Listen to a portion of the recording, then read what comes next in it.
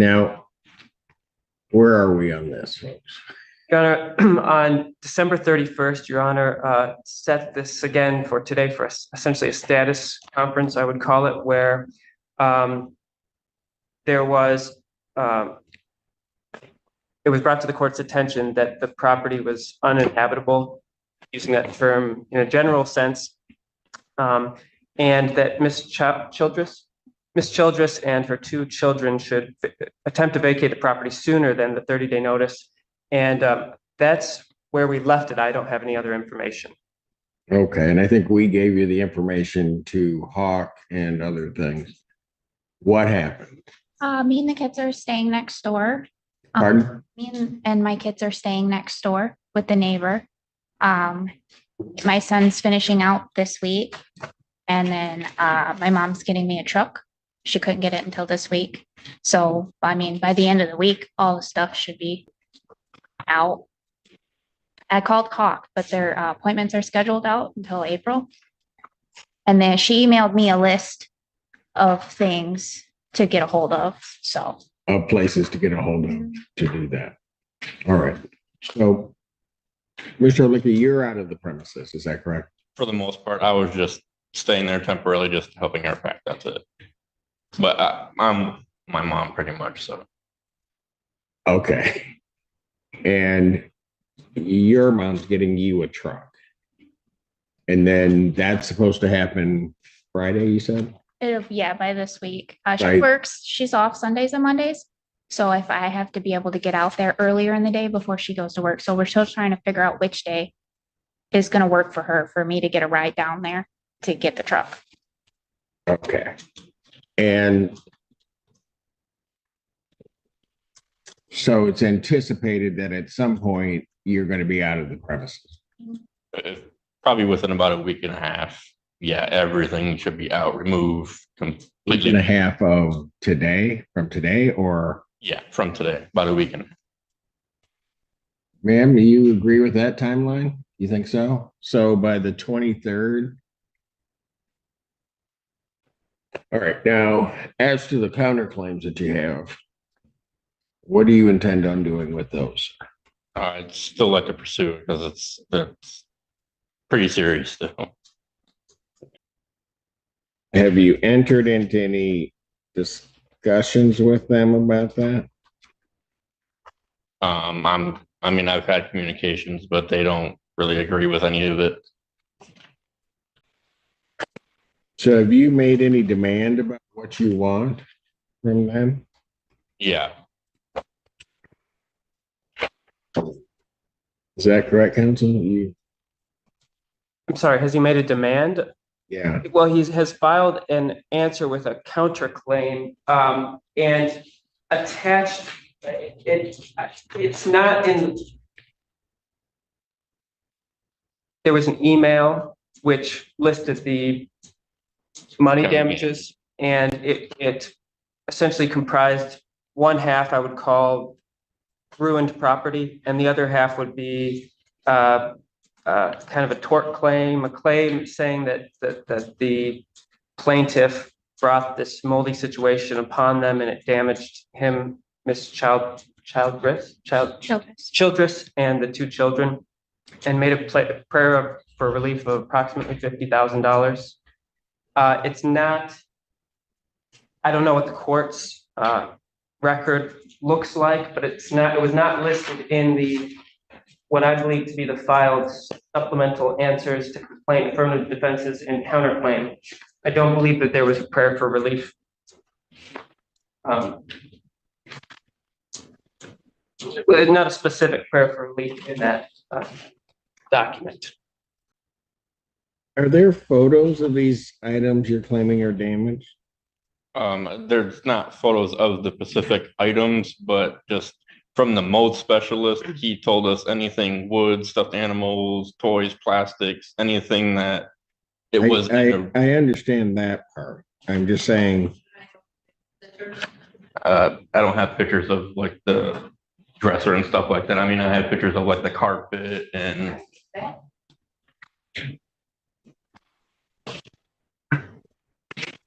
Let me ask you this.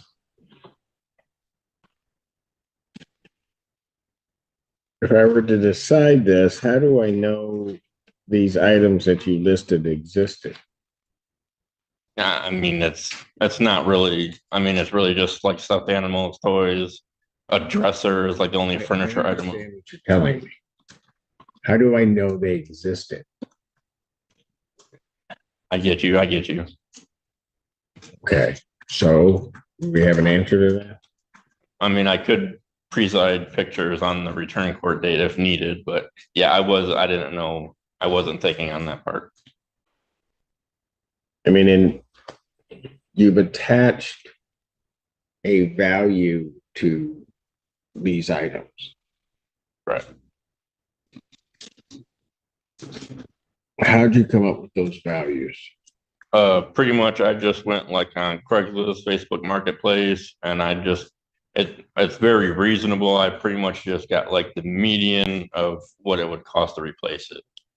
Like even a dresser, I've only claimed like $60. I mean, you can get a dresser for $60. I mean, I don't need, a $300 one or nothing like that. Well, understand that if you're claiming that the plaintiff caused the damage, what you're going to be entitled to is really the value of the property destroyed. Okay. And so I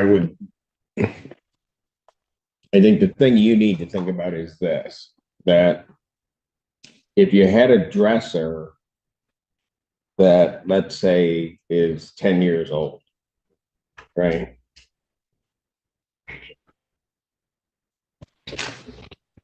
It's not going to have a whole lot of value to it, right? Right.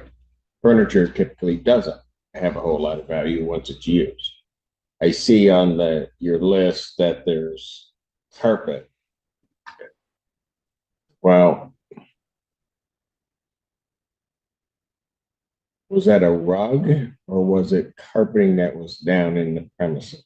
It's brand new carpet that we laid when we first moved in and the padding underneath. It was just in that one room. Okay. So how many years has the carpet been there? Probably just about a year. How much did you pay for the carpet? I don't have a receipt, but I attached a photo of the same carpet from. I see it. But it ran me probably about $400 ish. So what's the total amount you're asking for? From the damage claims or the whole thing? The whole thing. It came out to about roughly like 48,000 ish. And how much of that is damages? I'd probably say about around 1,500 if I recall properly. I'm not 100%. 1,500 in damages. The rest of it is what? Mainly pertains to health issues, the environment we were in. I mean, it could have caused some serious issues. We were trying to get mold tested as well, but according to them, if the kids came. Here's one of the things you're going to have to look at. At some point, you know that mold is there, right? Correct. And so at that point that you realize that there's something there, you can't just sit there. Oh no, once we noticed the mold, we've been trying to move honestly for months now. It's just because with me being self-employed and like the requirements of places, it's okay, but you can't just sit there and have damages increase. I agree with that. That's why I made the landlord, because it's the law. You have to mitigate those damages. So you telling me we're trying to move? I mean, the last time I was here. Okay, so last time we were off. I don't know that there was an issue regarding mitigation because there were still people in the premises. correct. But from the mold specialist, he could have serviced the property if just the people were out. Because he said he would even have to remedy, the items that are in the rooms too, and see what's savable and what wouldn't be. So what does that mean? Like he could come in and remedy the entire property with just the people being out. Right. That doesn't seem to necessarily cut in your favor. Does it? I mean, I don't know. Ask it this way. Why didn't the mold specialist come in and remedy? Because we were still in the property. Okay. So then the reason things did not get corrected is not anything having to do with the plaintiff. It has to do with you. That's what I'm talking about, the mitigation. No, the litigation or the remedy thing was just brought an issue. They just had this done probably within the last month. The mold has been going on for almost a year now. Right, but you can't sit that there's mold. Right. At some point you realize that there's some damage to you occurred. Right? Right, but hypothetically, yes. We haven't been mold tested yet, but I understand you. At some point, the kids have to get moved out of their room. Right? Sure. When did that happen? The beginning of last year. Okay. So at that point, let's just take that. You may have even known before that. Beginning of last year, you know that there is a problem. Mm-hmm. Right? Correct. So you can't, and this is what I'm talking about in terms of the idea of mitigation. If you had said at that point, okay, we're all leaving here, we're going to a hotel. Fine. But you can't then sit in that circumstance and then say to plaintiff, well, you're going to have to pay us for all of this because we're sitting. You follow me? To a point, I do. Okay, what part don't you understand? I mean, when we brought the issue up, I mean, to me, it should have been taken care of right then and there. And That may be true, but you can't then just sit and let the circumstance exacerbate itself and then claim everything in the world is plaintiff's fault. Well, I mean, I'm just a renter there. I don't feel like it's really my obligation to take care of mold or something that's out of my control. I'm not even saying that. At the beginning of last year, at some point, you knew there was a problem significant enough that you moved the kids, right? Right.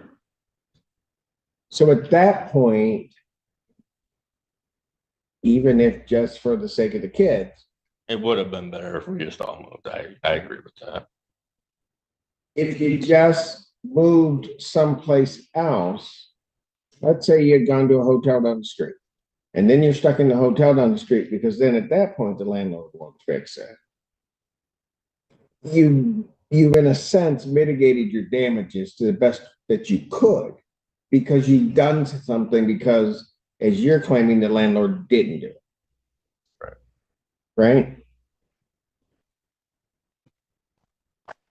What happened here, it seems to me, is you continue to stay in a situation that may have then increased loss for you guys. Right? Well, you can't do that. I got you.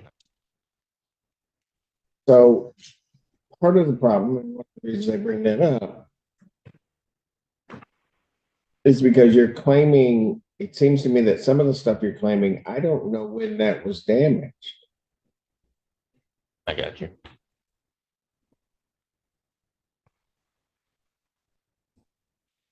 Put it another way, if you had said, this place is doing whatever, it's probably damaging all of our stuff, and you guys get yourselves out, you move to a hotel, you then get your property out as best you could, put it in storage, and then say, Mr. Landlord, you need to fix this.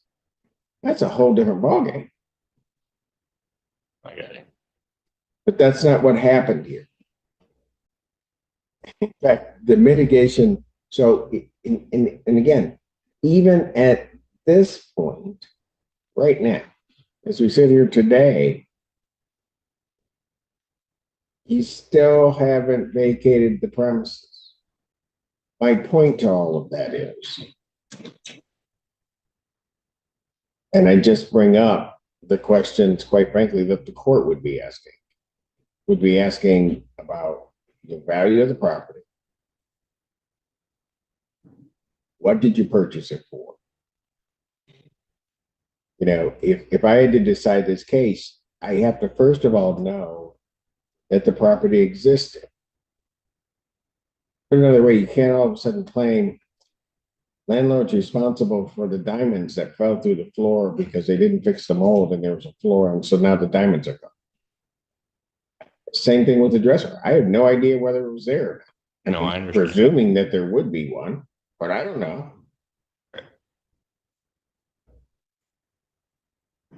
Then it's going to be the condition of that dresser.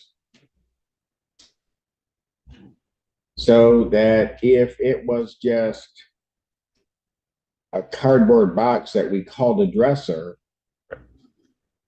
that's a whole different ballgame than if I've got something that Real fancy or $1,000 dresser. It's a whole different ballgame. I understand. But that you need to understand that this is your counterclaim, and you're going to have to show that to the court. Right? On top of that, that's where it kind of gets to this mitigation issue. And that's what I want you to understand is that, and I'm just going to use the dresser. If I know that there's damage that's occurring to the dresser, and let's say I know it a year ago when you moved the kids, I can't then just leave that dresser there to presumably get more damage and then blame the landlord. I get where you're coming from. If I could have, let's say this dresser was $1,000 dresser, if I can get the dresser out a year ago, do some remediation on it, clean it up, and now it might only be worth $800. Okay? Then maybe you can go to the landlord and say, yeah, you know, there was about $200 of damage that occurred. That's very different than the same scenario. I had this $1,000 dresser. I just leave it there And let it get and worse. just let it go to zero where I can't do anything with it. And then say to the landlord, you owe me $1,000.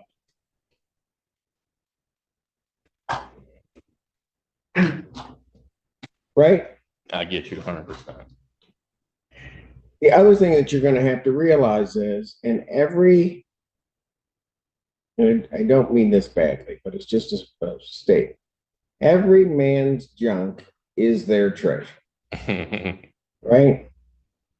There's stuff in my house that has a great deal of value to me. It has no value to anybody else. I don't know why, but it just doesn't. You're correct. So some of the stuff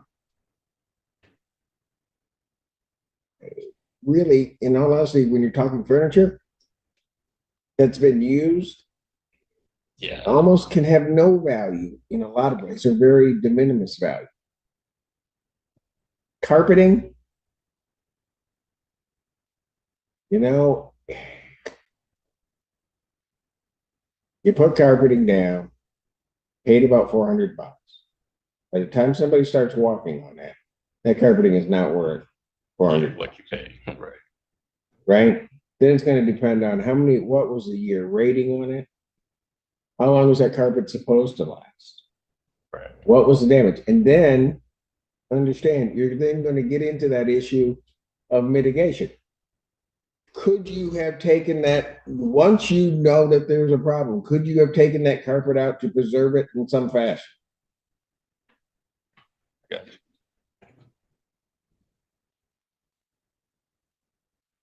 You follow me? Yes, sir. Now, what's the other part of these damages you're claiming?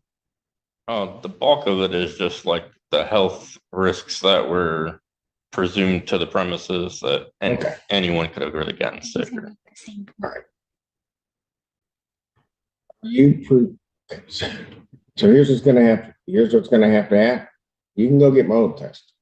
Right. Yeah, once we're out of the premises, we already planned on doing that. Okay.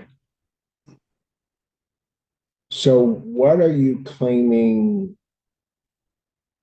came out of this for all of it? I mean, we don't know if anything, but I mean, I've been coughing like a lot more. I mean, my kid's been, Okay, welcome to the land of COVID. Go right. ahead. But my son's been, yeah, same thing, you know, getting a lot more sicker than often. I mean, I can't really prove that it was because of the mold. Okay, but listen, that's what you're gonna have to do. I mean, if you're telling me that the landlord's responsible for that, okay, that's what you're gonna have to show the court, which is gonna require medical testimony. It's gonna require a whole lot of other things. Because even, and I just want you to understand what you're doing. Even if you go get mold tested and a doctor comes back and says, here's something in your system that we think is abnormal. You got to get that doctor here to testify. They got to have a basis upon which they're doing, of which they're coming to that conclusion, right? Let's say you're successful in doing it, right? You're then going to run into that problem of mitigation. Because then did this problem, presuming that there's an issue, did this problem happen in the last 6 months? Did it happen a year ago? Do we not know when it happened? All of that stuff would have to be pinpointed. And if they say, well, this would have been something that would have developed for a year, and just this constant sort of barrage of mold spores is what caused this. Well, then we get back to the thing a year ago when you know the kids are being moved. Why didn't you move yourself? And can I fairly hold the landlord accountable for that, for what may be that issue, when you didn't protect yourself? I got you. There is then going to be this issue. So, because I want you to be clear on what you're facing and what you're going to have to show the court.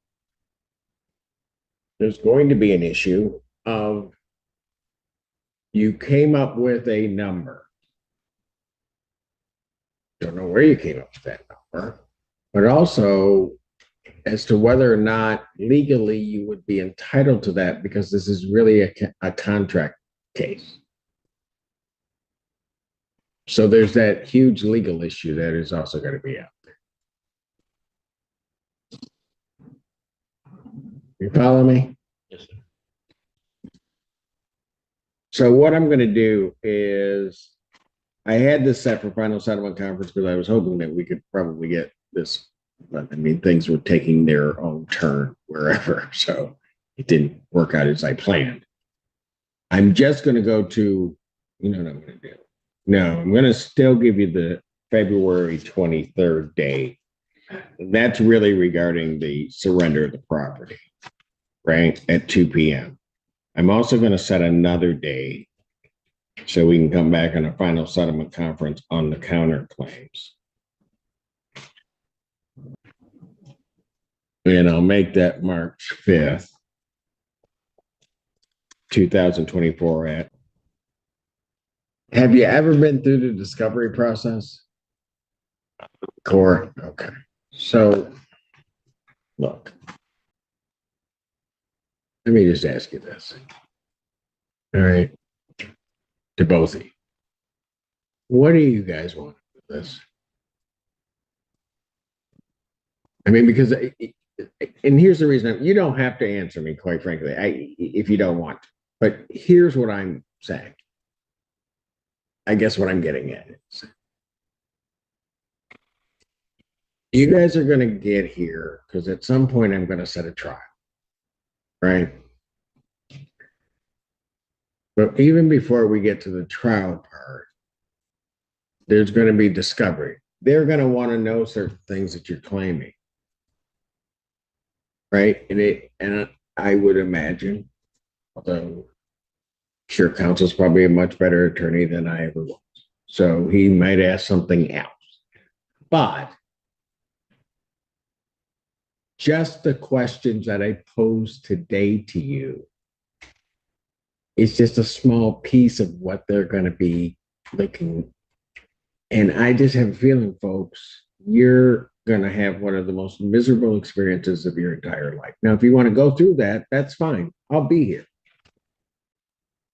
I think maybe, and I don't know what the plaintiff's position will be, but maybe you should take some of what I said to you today, come up with something that might be realistic and propose it to them to see if you can resolve it. I really don't think you guys want to go through a trial. If you want to, hop on, let's roll. But I don't think that's what you want to do. Follow me? Yeah, I respect your opinion too. Well, I'm just telling you, I've been through a lot of trials. I Even as a judge, sometimes I don't want to be there. All right. And I know the litigants are having an even worse time than I am. All right. But you're just going to be there. You're going to have to, be answering questions, not just at trial, but before trial, to give them information that you may not answer. Because some of the questions I asked you today, you couldn't answer. And those are going to be the basics of what it is. All right. So I've given you those 2 dates. You guys need to think about what you really want to do. My big concern, as you could probably get it from the last time that we were here, was that there were these 2 kids that were in this place and they needed to get out. That was my main concern. Absolutely. Yep, I'm moving as fast as I can. Pardon? I said I'm moving as fast as I can. No, I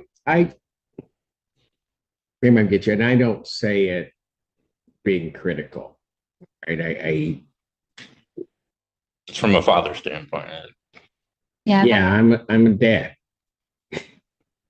and it really was almost probably my mother challenging me or channeling me, telling me that, and I'll put it this way in a colloquial sense.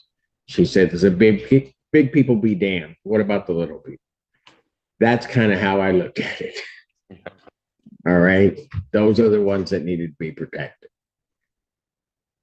You guys have to figure out a way that you're going to be moving on. I'm going to suggest to you, if you want to come here, you can move, you can do it. We'll do it. But you guys just need to find a way to move on. Put this part behind you and just go about setting up your life and making sure to continue. But people don't follow my advice all the time, so that's okay. Because that's why I'm here. Okay? So we'll see you guys then. You guys think about it. All right? And then we'll come back on those 2 dates and hopefully get it. Yes, go ahead. Yes, Your Honor, there are some appliances, I don't know how many, but stoves, appliances being kept outside the property from the defendant's self-employment. And I would request that. That's going to be removed as long as with the trailer that's on there too. Thank you, Your Honor. Okay, these are not appliances in the house. This is part of what you do. Yeah, it's It's like in a field tucked away. He gave me permission for it, but I understand why he wants it all removed now. Right. It's a Their separate, appliances in a field. it's a Okay, separate lot. that's fine. If vacating the premises means you're getting everything off of there, Correct. Thank you. including Thank you, Judge. appliances running through a field. All right? Thank you, folks. Thanks, Judge. We'll see you a couple Fridays from now. And now that is for Zoom, correct? Yeah, you can either come to the courtroom or you can do it by Zoom. Okay. Either way. You're Thank you.